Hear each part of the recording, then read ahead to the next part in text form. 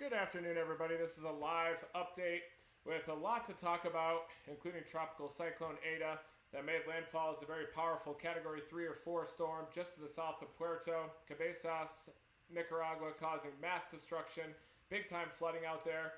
It is currently a tropical storm with max sustained winds of 45 miles an hour, dumping prolific amounts of rain, causing landslides, deadly flooding across portions of Central America right now. And it is forecast to turn to the northeast, crossing over Cuba and potentially impacting Central and South Florida, probably the west coast of Florida, Florida Keys, Sunday night into Monday as a tropical storm right now, but some of the models are hinting at maybe even a stronger storm.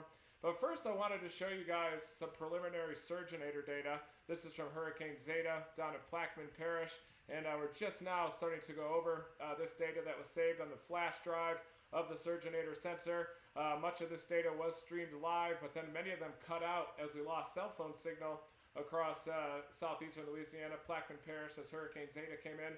But here you can see the pressure weight of that water from Surginator 2 that was deployed near the Buras, Louisiana area. This was about 20 miles to the north of Venice, and we certainly had a double-digit storm surge at this location. Our storm surge camera was destroyed, but we are retrieving the whole entire data set here of this storm surge data. And look at all this wave action on top of this. This shows extreme wave action at the peak storm surge height.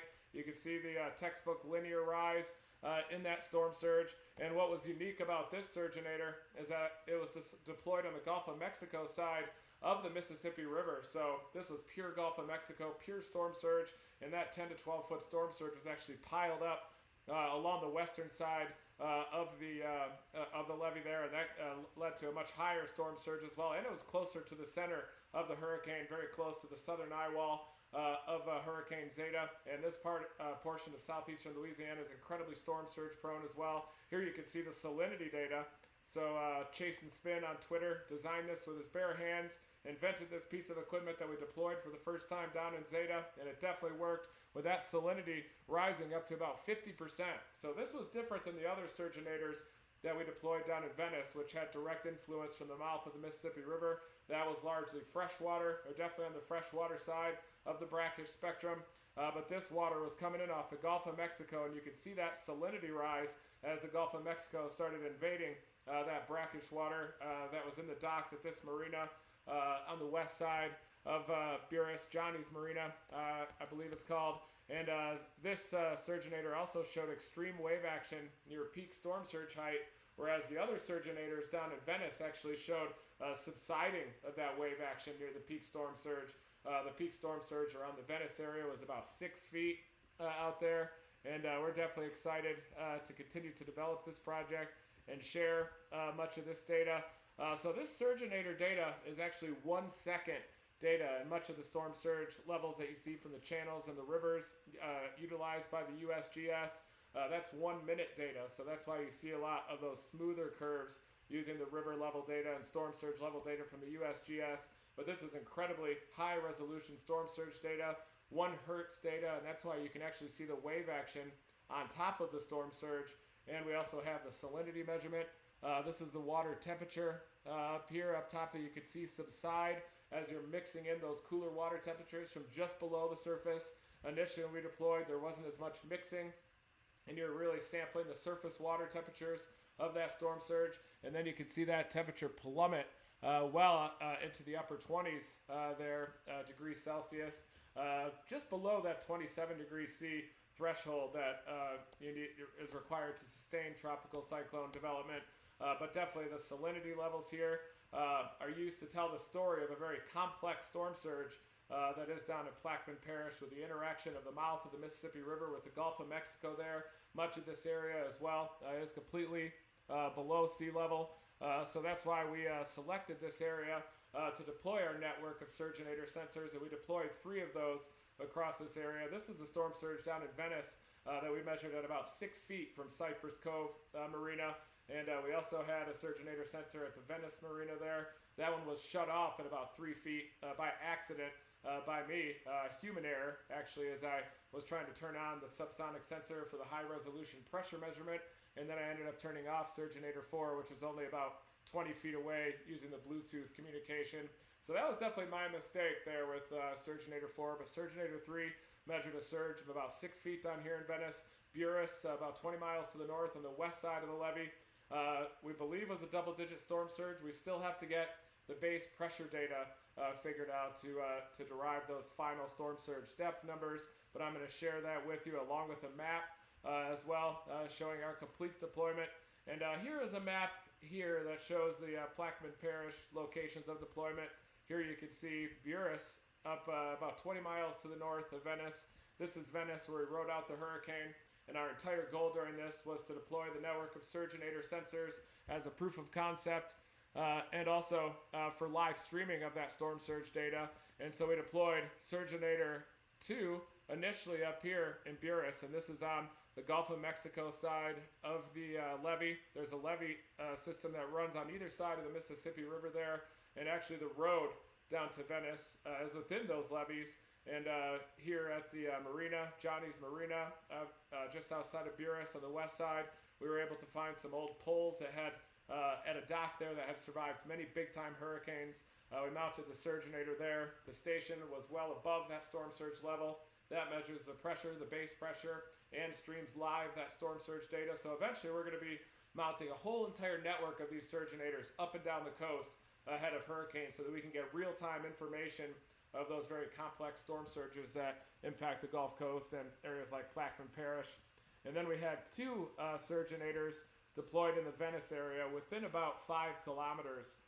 These two. One was at the Cypress Cove Marina on the northern side of Venice, and then further south near Venice Marina. That's where we deployed Surginator 4. So we had Surginator 2 up here. We had Surginator 3 at Cypress Cove, and Surginator 4 down here at Venice Marina. And Surginator 3, we already know, measured a storm surge depth of about 6 feet. Surginator 2, we've got that pressure weight of the water, which is definitely by far the highest pressure weight that we measured so far.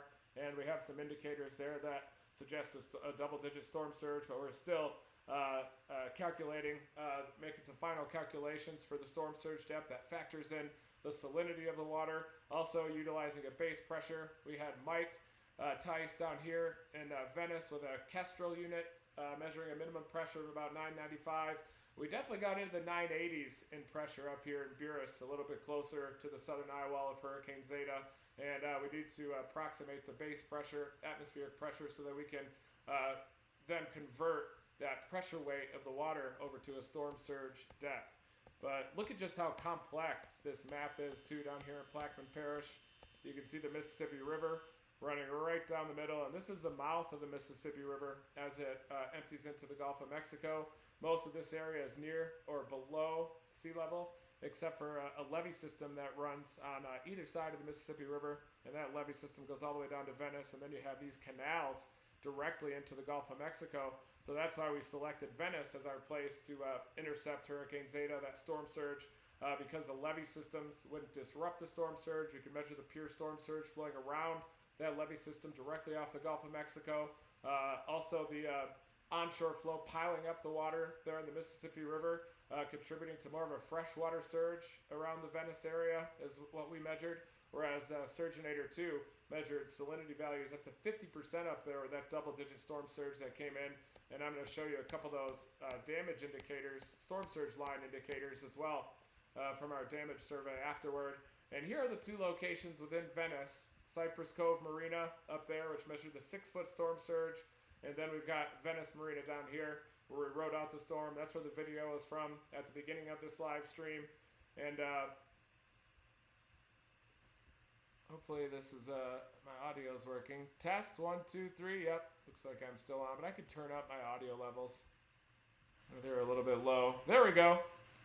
Much higher audio levels. But that shows you the two different locations that we deployed. Surginator 2, Cypress Cove Marina, Surginator 4 was deployed at Venice Marina, a little further south. And Cypress Cove, we heard some stories from locals there about Hurricane Katrina, how there was actually a tugboat that was pushed up the Mississippi River there. And the tugboat had no idea where they were. They thought they were in the middle of the Gulf of Mexico during Hurricane Katrina. and then they looked off to the left and saw the roof poking out of the water of the Cypress Cove Marina there, and that tugboat actually rode out Hurricane Katrina between the two hotel buildings of Cypress Cove because they saw that roof that was just sticking above the water level. But absolute mass chaos during Hurricane Katrina down here in Venice. It definitely has been rebuilt. Many of the buildings are designed to survive a stronger hurricane. Stilt homes out there as well. And the best fishing in the universe out here in Venice. That's what the locals were telling us. The owner of Venice Marina actually caught like an 850-pound bluefin that he was showing us. And so definitely a great place to go for fishing in the spring through about this time of year. They still have very good fishing down there. But that's the map where we deployed that network of surginators. And again, looking at that data from the data point up in Buras. Look at the wave action there from Surginator 2. Incredible wave action as that double-digit storm surge evolved there. And I've also got the storm surge data from the other Surginator, from Surginator 3. And I will show you that right now. But look at that salinity climb up to 50% there on the southwest side of Buras.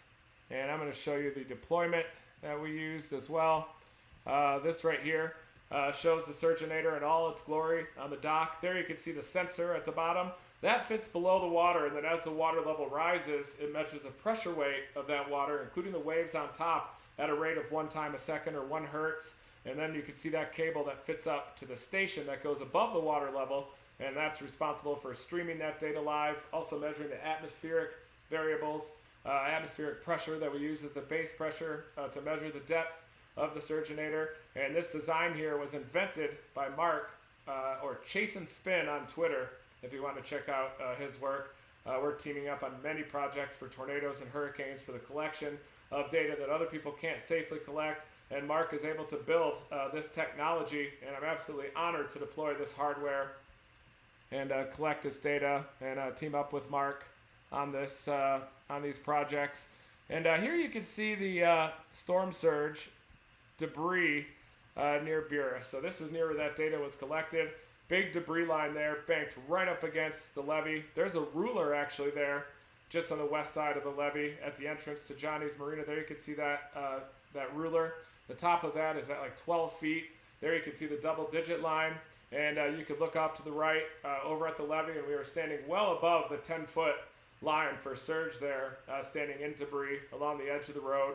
But still, we need to compute the final storm surge depth data from the salinity data and the base pressure, and then we're going to know exactly where that storm surge peaked. One thing we're noticing, though, from the preliminary data, and here is Surginator 3, notice how this one is just a little bit different. This Surginator had extreme wave action as that storm surge was building up. Not as much wave action, of course, as Surginator 2 that was deployed right on the Gulf of Mexico. But then as we approached the maximum storm surge, that wave action definitely subsided near the top at about 6 feet. That storm surge level up there maxed out at 6 feet. Then a non-linear decrease of that water as that storm surge was able to flow back into the Mississippi River and the Gulf of Mexico. A more quick evacuation of those waters, too, across the Venice area as measured by Surginator 2.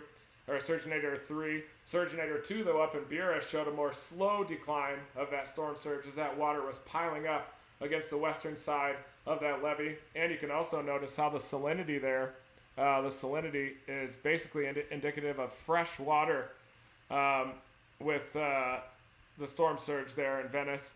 And we actually tasted that water, and we can verify that is correct, that salinity. This salinity of ours was basically 0 the whole time. So the surge that we experienced in Venice was largely from a piling up of the fresh water in the Mississippi River from those southerlies. And then when those winds shifted over to westerly, that water drained back out over the Venice area. But you can still see a lot of this wave action as that storm surge was building in a linear fashion, quickly but linear, and then peaked out at about 6 feet before a non-linear decrease. And this is definitely different than what we measured with Surginator 2 up near the Buras area, which had extreme wave action near the peak of the storm surge, a greater storm surge peak as well, in excess of double digits. And We're going to be measuring that depth too, factoring in the salinity, using a base pressure as well to get that final data here.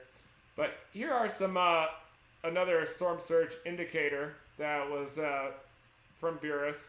And these are some stairs that we saw just along the marina. There was a lot of debris out there, and the stairs were broken out to a level above 10 feet. There you can see those stairs that were broken off well above my head. I'm 6 feet tall, and that was several feet above my head where those stairs were broken out. But we saw many indicators around the marina there in Buras, where we did deploy Surginator 2, that showed a very violent storm surge, a double-digit storm surge that came in, and we were able to measure that storm surge with the Surginator. And here is the dock that we, after recovering the Surginator the next day, you could see that the storm surge destroyed much of the dock out there, except for the part that we needed to use a ladder to get up there to take down the Surginator. There you can see the sensor getting lapped at by waves there as the westerly winds behind a fast-moving Hurricane Zeta, and ahead of that upper-level trough that was a kicker system, created a lot of winds and even some storm surge the day after Hurricane Zeta passed through. But there you can see our mounting pole, the pole there at the dock in Buras. We mounted the weather station about 20 feet up there. You can see the weather station way up top there on the pole, streaming live data. And we've lost a camera probe that we mounted right next to the Surginator here. Our goal was to try to visually inspect the storm surge that was hammering the Surginator, but our GoPro pack got swept away with the dock there. But thankfully, the Surginator survived, and that was what was responsible for that big-time data there from Surginator 2. And I'll show you this again. This is the data measured by Surginator 2, and that is pressure weight of the water. So we still have to convert that to a final pressure depth, but at 1148 millibars, that's much more, significantly more than Surginator 3, which measured the 6-foot water level. And look at all these waves too as that storm surge peaked, and then a pretty slow decline as it was just direct Gulf of Mexico hammering this location. Well, it looks like I just went.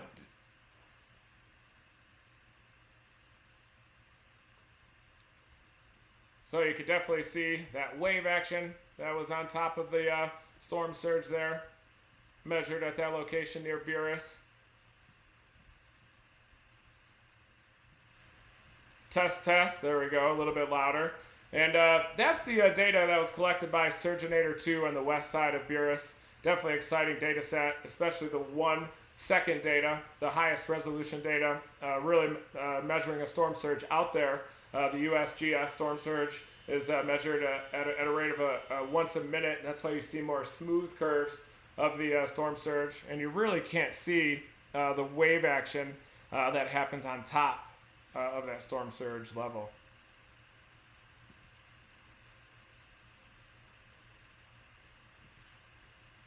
So another thing that we have going on is Tropical Cyclone ETA, and we're going to be talking about that today as well. Here's the latest official hurricane track, and this could be an impact for Florida up here on Sunday night into early Monday. That includes the Florida Keys, the west coast of Florida, and it certainly could be a little bit stronger. The intensity models are trending toward a strong tropical storm, but I wouldn't be surprised if this is a hurricane, as there's still quite a bit of warm water across the western Caribbean, southeastern Gulf of Mexico, through the Florida Strait, there through the central southern Bahamas. And this storm could also move over Cuba, losing a little strength before it moves over the Keys. But there's a lot of warm water out here, plenty of warm water for a tropical storm to become a hurricane. Right now, it's dumping extreme amounts of rain in north central Nicaragua into Honduras, damaging mudslides out there as it's a tropical storm with max sustained winds of 45 miles an hour.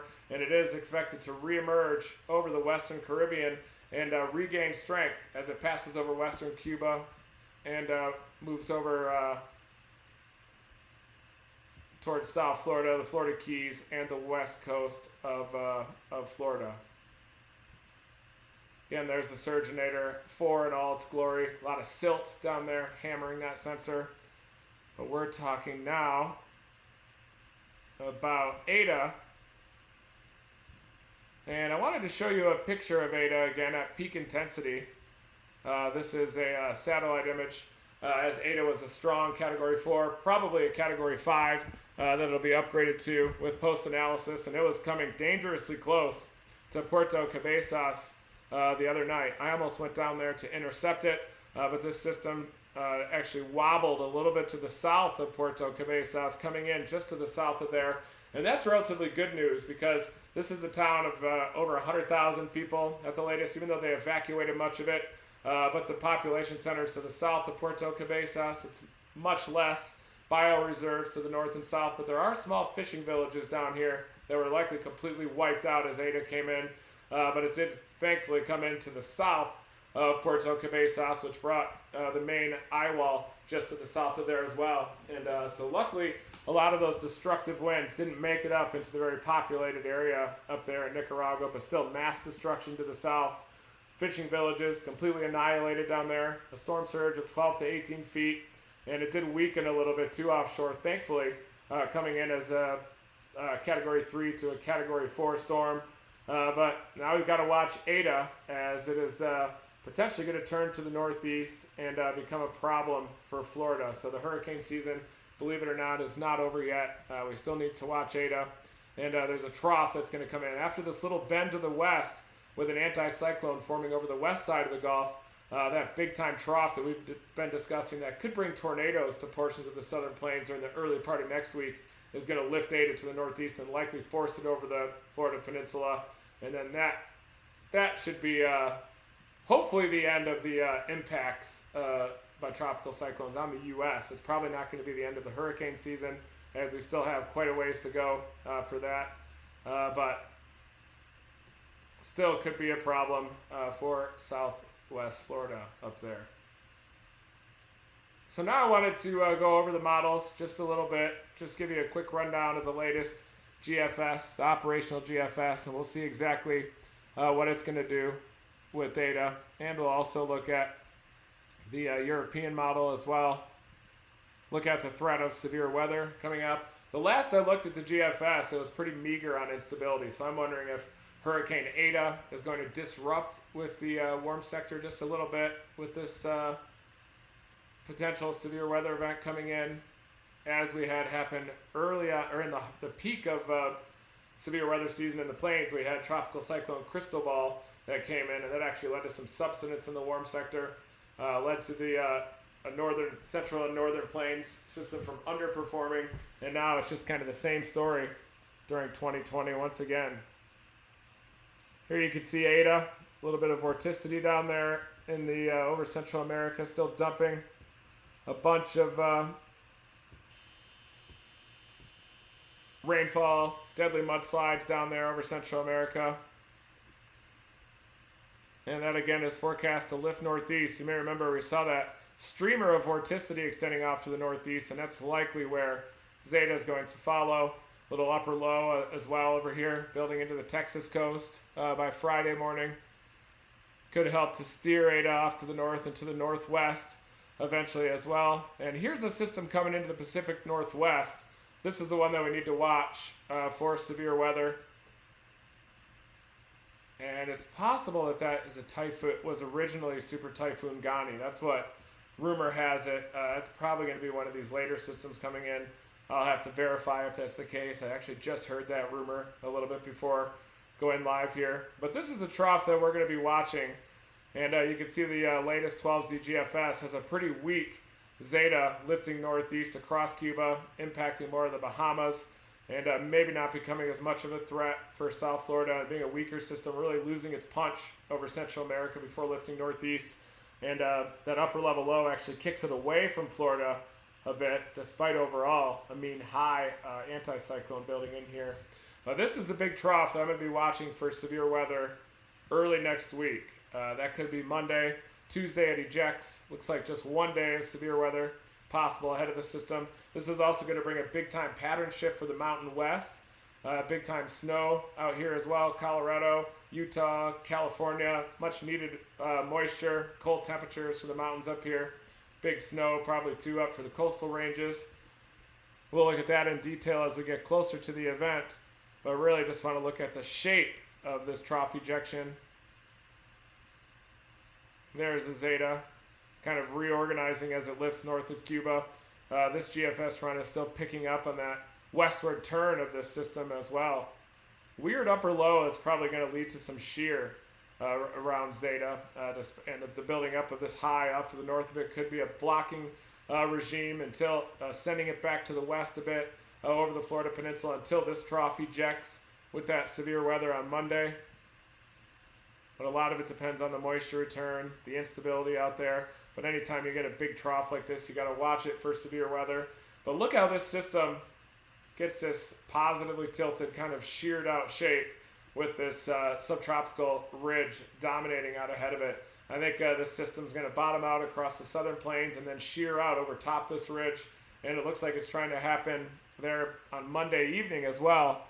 And that could lead to a less favorable severe weather pattern. You really want the upper trough to gain a neutral tilt and then a negative tilt as it ejects from the central and southern Rockies. When it's maturing like that, intensifying with a lot of flow on the backside, a big ski jump jet punching in to the Great Plains, that's when you get big severe weather. And you can see here that the shape of that trough, at least as depicted by the 12Z GFS, is pretty unfavorable.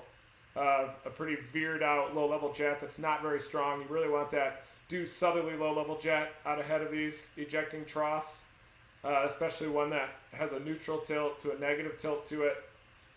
So you can see that this is probably not favorable for a severe weather pattern. Maybe Monday evening you can see a little backing of that low-level jet across western Oklahoma. Could be an issue. But really, Tropical Cyclone Zeta and the anticyclone that's blocking its ejection to the northeast really disrupts the shape of this ejecting trough. This subtropical ridge is just going to dominate as usual, and this trough is going to shear out over top of it, bringing with it all the strong low-level flow up into eastern Canada. So as long as these subtropical ridges are really strong across the southeastern U.S. and the western Atlantic, it's going to prevent big severe weather from happening, but it will continue to lead to favorable conditions for these tropical cyclones to make U.S. impacts. And you can see that Zeta, as it lifts to the northeast in a weakened state, re-intensifies over the warmer waters there near the Bahamas, pulling back over South Florida. So someone in Florida is likely going to feel tropical cyclone impacts by this thing. And it does look like that system reinvigorates on Tuesday. So I could see a chance for severe weather across portions of Missouri, Illinois, southern Wisconsin ahead of this system. Looks like it does regain a bit of a neutral to negative tilt there. See how this trough axis is more negatively tilted on Tuesday afternoon? So at least on this run of the GFS, and we have to look at the other models, and as we get closer, the shape and timing and evolution of this trough will become more clear. But really, it looks like it gains a negative tilt on this on Tuesday. So I could see the severe weather threat being more of a Tuesday event instead of Monday. Not much moisture, but it looks like some 60s dew points pump northward out ahead of this system. Mid-50s, maybe up to 60 on Tuesday afternoon. So that's one to watch, definitely, there in Illinois, Missouri Boot Heel. But look at this tropical air mass down in the southeast in association with Zeta. So what I'm looking at here is I'm probably going to be less focused on severe weather this week, more focused on Zeta. See how this trough weakens and shears out over top of this subtropical high, but still regains a quick negative tilt there Tuesday afternoon into evening, which could bring a pocket of severe weather across Missouri, Illinois, maybe even Wisconsin up there, one of those skinny squall lines ripping through ahead of that upper system. And then by next week, Tuesday, you've still got Zeta just meandering there in the eastern Gulf of Mexico, causing problems. 2020 freak show continues.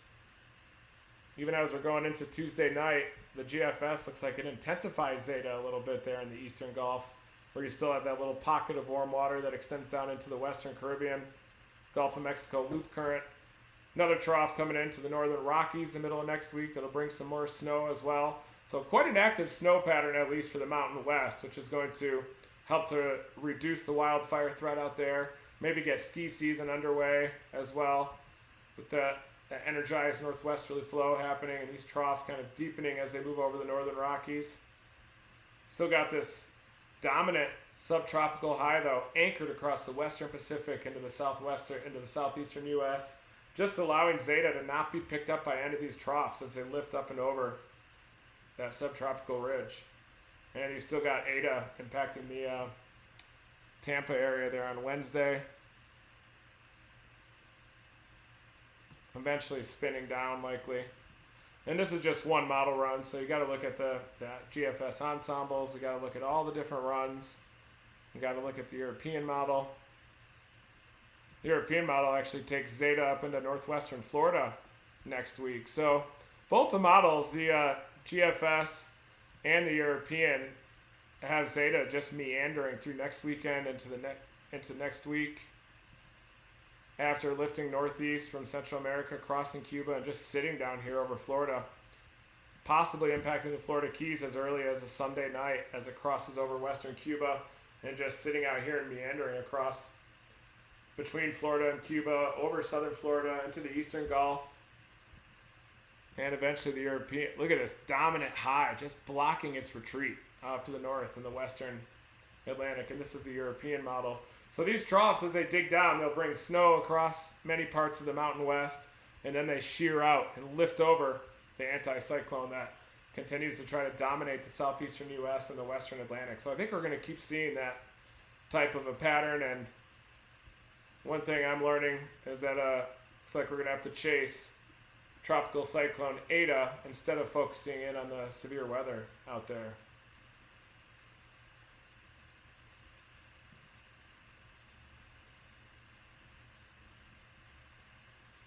Well, it looks like this is kind of stalled out. Hopefully this is still working on here. Should be streaming live. Good chance, though, that it's not. And if it is, I'm recording this live, and I'll just re-upload it so that you guys can watch it in all of its entirety. But really what I wanted to share was this preliminary surginator data that we're so excited about. Look at that peak surge. That is a nasty, deadly surge coming in there if this impacted you. Likely a double-digit surge, 10 to 12 feet. Based on those watermarks, but we still need to factor in the salinity calculation. We need to get a base pressure for Buris that's representative of that location, and then we can really hammer in and convert this pressure weight into a depth, a storm surge depth. But pretty cool graph showing the temperature decreasing here. Let me scroll this a little to the right so that you can see that temperature decline as well. I was talking about this earlier, but look at the temperature. Warmer temperatures up here early in the deployment, sampling kind of the top part of that water. And then as the storm surge came in, it was mixing in with the Gulf of Mexico, some cooler waters below the surface, and that led to a decrease in that water temperature and an increase in the salinity as we were getting basically pure Gulf of Mexico over the surginator. Look at this wave action. That's how you could tell that's pure Gulf of Mexico water, whereas surginator 3 was depicting more of a freshwater surge from the piling up of the water into the mouth of the Mississippi River, basically draining out over Venice. And that storm surge was in excess of 6 feet, just right at 6 feet there. But all the wave action with that surge was pretty early on. And then the surge rose off the Mississippi River. A lot of the winds were relatively weak too, so much of this wave action early on was caused by the winds in that outer band of Hurricane Zeta, and then we kind of got in a dry pattern as the dry air wrapped in to the south side of that circulation, leading to minimal wave action, but still a continued rise of that storm surge up to 6 feet, and that salinity basically showing fresh water the whole entire time, as you'd expect with the Mississippi River flood situation.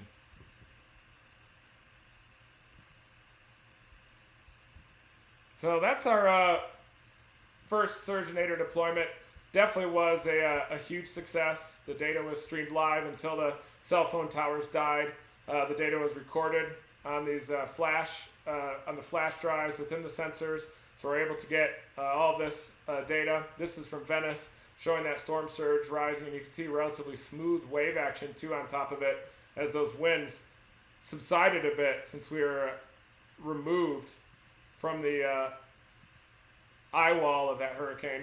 The Buras location, though, that surginator was a lot closer to the eye wall, further north. And here you can see that map one more time, showing those different locations. Buras is in the upper portion of the screen, and that was where Surginator 2 was deployed. And that's what measured the double-digit storm surge up here. This was closer to the southern eye wall. You had the winds coming directly off the Gulf of Mexico, piling that water up against the levee around the western side of the Mississippi River. And a lot of destruction out there. The dock was destroyed. The stairwells there around the marina were also destroyed. And then the other two surginator locations measuring more of the freshwater surge as that wind was piled up into the Mississippi River. So we're going to be posting the final data once that becomes available, once we convert the pressure weight of the water over to a storm surge depth. And we're pretty excited about this initial data. And for Zeta, we're going to be deploying once again, likely in a more favorable zone, to stream live storm surge data. And we really appreciate it. Facebook supporters for making this research possible. I've put a link to the Facebook supporter community in the text of this live. And if it weren't for you guys, we wouldn't be deploying any of this science. We wouldn't be launching rockets into tornadoes, deploying surginator networks, subsonic probes as well. And so we really appreciate you guys supporting Team Dominator through thick and thin and doing our science with these hurricanes, tornadoes. And then after this, finally after hurricane season, I'm going to commit to writing all these papers, finishing up the rocket launch paper, writing up the surginator paper, the data we collected as well during Hurricane Laura. We're deploying windy palms out here with Mike, and he's measuring the wind speed. The subsonic probes measure the pressure gradients inside these storms, and then the surginator measures the water impact, the power of water as the storm surges are just ravaging portions of the Gulf Coast from this hurricane season. And I should also add that the National Hurricane Center forecasts were incredibly accurate with these storm surges, predicting a 6 to 9 foot up to 7 to 11 foot storm surge here across Plaquemines Parish.